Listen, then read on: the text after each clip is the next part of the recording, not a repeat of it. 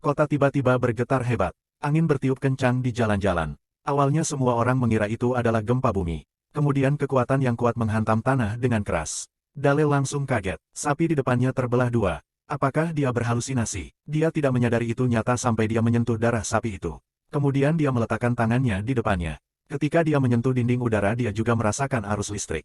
Bungalow kecil di sampingnya juga terbelah menjadi palem merah cerah. Mark terpaku di udara. Yo yang sedang lewat pun penasaran. Ketika dia menyentuh penghalang, dia juga tersengat listrik. Bahkan burung gagak di langit mematahkan leher mereka. Rupanya dinding udara lebih tinggi dari yang dia kira. Kemudian sebuah pesawat lewat di atas kepala. Itu menabrak dinding dan meledak seketika. Yo masih di tempatnya, menunggu untuk dipukul wajahnya. Untungnya, Dale berhasil menyelamatkan nyawanya. Melihat asap hitam dari pesawat jauh di atas, semua orang tidak tahu apa yang terjadi. Semua sinyal internet mati. Seorang wanita sedang mengemudi di jalan raya sebuah kota kecil. Pada saat itu, sebuah truk besar melintas di seberang jalan. Di saat kritis, pengemudi wanita justru menginjak rem. Pada akhirnya, mereka terhindar dari tragedi dan kepala truk terkena benturan keras ke dalam mobil.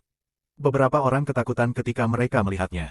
Gadis itu tertegun di tempat. Di sisi lain, sebuah truk pemadam kebakaran melihat kecelakaan itu dan memasuki kota. Dale melihat situasinya dan bergegas menghentikannya, tetapi itu berjalan sangat cepat. Tepat pada waktunya, petugas pemadam kebakaran menghentikan mobil. Pengemudi yang tidak curiga hendak meninju wajah Dale, tetapi dia dihentikan oleh dinding udara. Karena penghalang memotong kedua suara, Dale hanya bisa berkomunikasi melalui teks. Polisi kota bingung ketika mereka tiba. Mereka menyebut air wall dom. Ada banyak korban di kota itu. Mereka yang kurang beruntung bahkan terbelah dua oleh dom. Segera, sejumlah besar jurnalis dan tentara luar tiba. Militer segera menutup tempat itu. Beberapa ilmuwan memindai kubah dengan instrumen dan kemudian menyemprotkan air ke atasnya untuk menguji. Setelah beberapa operasi, tidak hanya air yang tidak dapat menembus dinding udara. Bahkan cairan korosif tidak dapat menembusnya. Orang-orang menyadari bahwa kota itu ditutup oleh tembok udara. Sheriff di sini sedang memeriksa perimeter. Dia ingin tahu untuk meletakkan tangannya di atasnya sekaligus. Dadanya terasa sedikit tidak nyaman pada detik berikutnya alat pacu jantungnya meledak sehingga dia kehilangan napas di tempat. Setelah kejadian ini, kota itu berada di edge. Seseorang mencoba menggali lubang di bawah kubah tetapi dihentikan oleh tetangga karena apa yang terjadi pada sheriff. Mereka menemukan bahwa jika mesin itu menyentuh dom, itu akan langsung diledakkan. Karena kita tidak bisa menggali sekarang, mari kita coba tempat perlindungan bom sedalam 100 meter.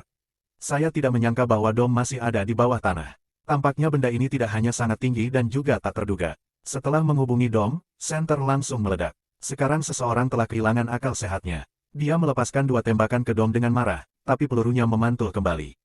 Ini menyebabkan kematian rekannya di sebelahnya. Tindakan ini membuat semua orang merasa semakin tidak nyaman. Ini adalah dinding udara yang tidak terlihat tetapi dapat diraba di seluruh kota. Terputus dari dunia olehnya. Orang hidup seperti ini selama 6 hari. Persediaan air dan makanan kota habis. Dale mengira dia bisa pergi ke danau untuk mengambil air. Alih-alih, dia melihat banyak perut putih di danau. Mereka mengambil sampel dan kembali. Ternyata air bisa terbakar. Ternyata dom telah memotong pipa sehingga mengakibatkan aliran bahan kimia ke dalam danau. Sementara itu, militer luar mulai mengungsi. Kerumunan berpikir bahwa pemerintah di luar telah meninggalkan mereka. Situasi langsung di luar kendali.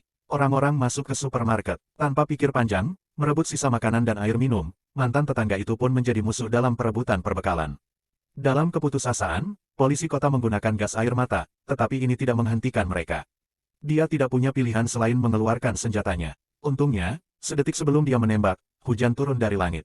Hujan meredakan kemarahan orang-orang. Tapi dom tidak menghilang. Tempat ini adalah dunia yang terpisah dari dunia luar. Sepertinya dom memiliki iklim mikronya sendiri. Pada malam hari, warga masih menyimpan air. Saat fajar, militer membawa semua kerabat luar karena tidak ada pihak yang dapat mendengar suara satu sama lain. Kita hanya bisa berkomunikasi dengan kata-kata atau isyarat. Itu tampak seperti reuni keluarga dan teman. Tapi Dale merasakan bahaya. Dia menemukan seorang wanita yang bisa berbicara bibir untuk berkomunikasi dengan dunia luar. Prajurit itu memberitahunya, untuk mencegah dom menimbulkan kepanikan di dunia luar, militer memutuskan untuk menggunakan bom nuklir untuk menghancurkan dom. Semua orang di kota terdekat akan dievakuasi. Adapun apakah orang-orang di dalamnya akan bertahan atau tidak, itu akan diserahkan pada takdir. Setelah mengetahui berita ini, setiap orang harus memasuki tempat perlindungan bom untuk berlindung dari kematian yang akan datang. Mereka tampaknya tidak memiliki ketakutan lagi. Yang mereka miliki hanyalah rasa sedih untuk keluarga mereka. Sebuah bom nuklir jatuh dari ketinggian. Kubah dipukul dan meledak dengan keras. Namun, hasilnya di luar dugaan semua orang. Tidak hanya dom yang tidak rusak, mereka bahkan tidak mendengar suara apapun. Mereka tidak tahu harus bersyukur atau sedih. Kubah yang begitu kuat, itu berarti bahwa mereka mungkin tidak akan pernah keluar. Kota di luar telah hancur total oleh ledakan itu. Sejauh mata memandang, tidak ada apa-apa selain puing-puing di luar. Kejadian ini membuat semua orang putus asa lagi, tetapi keadaan segera berubah menjadi lebih buruk. Hio dan Angi tidak tahu apa yang mereka lakukan di hutan. Mereka secara tidak sengaja menemukan tumpukan jerami yang terangkat. Angi mengulurkan tangan tetapi langsung tersengat listrik. Mereka tidak perlu berpikir dua kali sebelum mencabut rumput liar. Kemudian mereka membilasnya dengan air. Sebuah dom kecil muncul di depan mereka. Ada juga telur hitam di dalamnya. Angi mengira telur hitam itu mengendalikan kubah kota. Lalu dia berkata, "Halo. Dengan siapa Anda berbicara?" Melihat tidak ada respon dari telur hitam, mereka meletakkan tangan mereka di atas. Kemudian adegan aneh terjadi. Angi melihat ibunya tepat di depannya. Ketika mereka melepaskan tangan mereka, ibu itu pergi lagi. Angi samar-samar merasa ini pertanda bahaya, jadi dia langsung lari pulang. Benar saja, ada yang salah. Ibunya mengalami serangan jantung. Karena perawatan medis yang terbatas di kota, tidak butuh waktu lama bagi ibunya untuk meninggal. Angi datang ke dom dan sedih. Dia terus bertanya apa yang ingin dia lakukan. Saat itu, telur hitam di hutan benar-benar bereaksi keesokan harinya. Little Dom muncul di ruang penyimpanan rumah mereka. Itu adalah telur hitam kecil yang sangat aneh. 3 orang meletakkan tangan mereka pada waktu yang sama. Saat berikutnya memancarkan cahaya biru yang menyilaukan dan kemudian muncul keempat. Mereka bisa mencetak telapak tangan. Kemudian mereka menemukan teman kecil lainnya. Sekarang luar biasa. Little Dom seperti kunci sidik jari. Ketika palem keempat diletakkan di atasnya, cahaya merah muda di dalamnya dengan cepat berkumpul.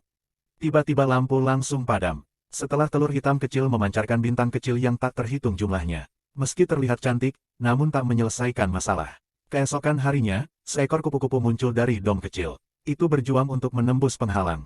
Saat menabrak dom, noda hitam muncul. Mereka tidak bisa membiarkannya keluar. Setelah beberapa siksaan, kupu-kupu itu tidak menanggapi. Saat itu, dom di luar juga menjadi gelap. Tambalan hitam secara bertahap menutupi seluruh dom. Ketakutan orang menyebar dengan cepat. Tenda-tenda dan atmosfer yang menekan membuat suhu di dalam turun ke titik beku dalam sekejap mata. Seluruh kota terperosok ke dalam kegelapan. Mungkin akhir yang sebenarnya telah tiba. Semua orang berkumpul di gereja untuk berdoa. Mereka pikir mereka harus mengeluarkan kupu-kupu itu. Saat ini 4 cetakan telapak tangan muncul dari kubah hitam kecil. Semua orang menyatukan telapak tangan mereka tanpa berpikir terlalu keras. Kubah pertama memancarkan cahaya putih yang sangat menyilaukan. Lalu dia hancur berkeping-keping. Untungnya, kupu-kupu di dalamnya hidup kembali, tetapi tidak sampai 3 detik sebelum semua orang senang. Telur hitam itu tampak tidak normal. Itu bergoyang sambil memancarkan cahaya yang menyilaukan seolah hendak meledak. Tempat perlindungan serangan udara akan segera runtuh. Semua orang bersiap untuk melarikan diri. Tapi pacar Dale, yang tidak takut mati, mengambilnya. Anehnya, gempa benar-benar berhenti. Bahkan kupu-kupu yang terbangun ada di sekelilingnya.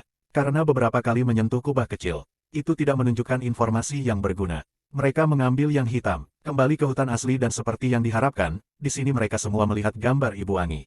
Tapi dia bilang dia alien. Dia mengambil wajah kerabatnya untuk memfasilitasi komunikasi. Kota domain adalah ujian kemanusiaan mereka. Masukkan saja telur hitam ke dalam air. Kubah kota akan terbuka, jadi pacar Dale melemparkannya ke tengah danau. Detik berikutnya, bintang merah muda di dalam telur hitam keluar dari air. Mereka naik perlahan dengan cahaya, seperti bintang jatuh-jatuh pulang. Orang-orang di kota juga melihat fenomena ajaib ini. Akhirnya, mereka berkumpul di atas dom. Kegelapan malam menjadi terang, tapi dom tidak menghilang. Apakah ini lelucon yang dimainkan oleh alien? Konspirasi macam apa yang disembunyikan alien? Rahasia apa lagi yang dimiliki dom? Berlangganan dan komentar jika Anda suka video ini. Sampai jumpa lain waktu.